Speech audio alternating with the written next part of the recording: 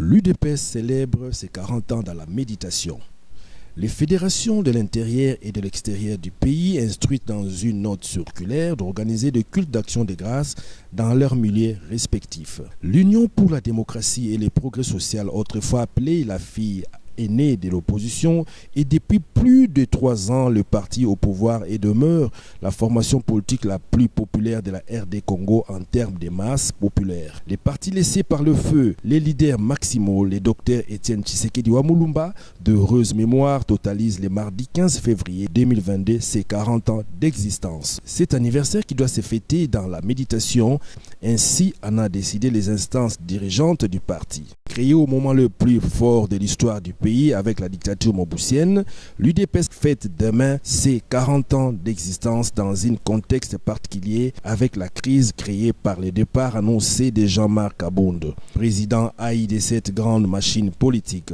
Ce dernier a été déchu de ses fonctions, mais également radié du parti par la Convention démocratique. Mais malgré cette situation, le staff dirigeant de ce parti a jugé bon de se dans la prière pour rendre gloire à Dieu.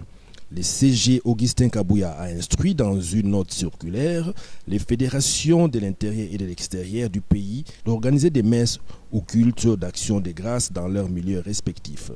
Un parti, une histoire. Créé en 1982 par les 13 parlementaires, auteur de la lettre de 52 pages adressée au président Mobutu, célébrer les 40 ans de l'UDPS pour dénoncer la dérive dictatoriale du régime. L'UDPS constitue, d'après certains observateurs, une grande école politique, car ayant une longue histoire dans son parcours jusqu'à ce jour. Le parti présidentiel a fait 37 ans d'opposition contre le président Mobutu, Kabila père et fils, avant d'accéder en 2019 au pouvoir après la victoire de son candidat à la présidentielle à tour unique de 2018, Félix Tshisekedi Tshilombo.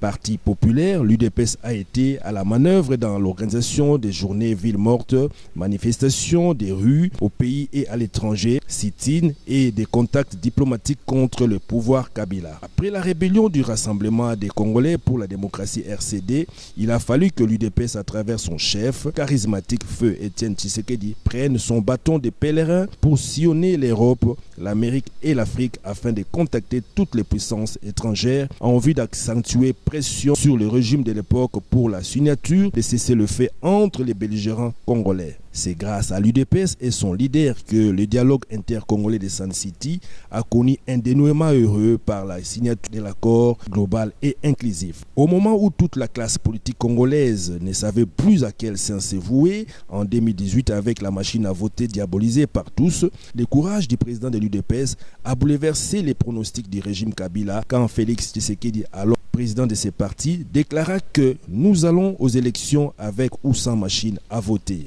En ordre de bataille pour affronter les élections 2023. Avec sa devise « Le peuple d'abord », l'Union pour la démocratie et le progrès social draine derrière lui une masse populaire confortable, prête à se mettre en ordre de bataille pour la victoire de son candidat à la présidentielle de 2023. Il s'agit du président Félix Antoine Tshisekedi Tshilombo, un candidat de l'espoir selon les combattants de cette formation politique. Des tournées seront entamées dans certains coins du pays en vue de redynamiser les activités de l'UDPS pour les élections futures.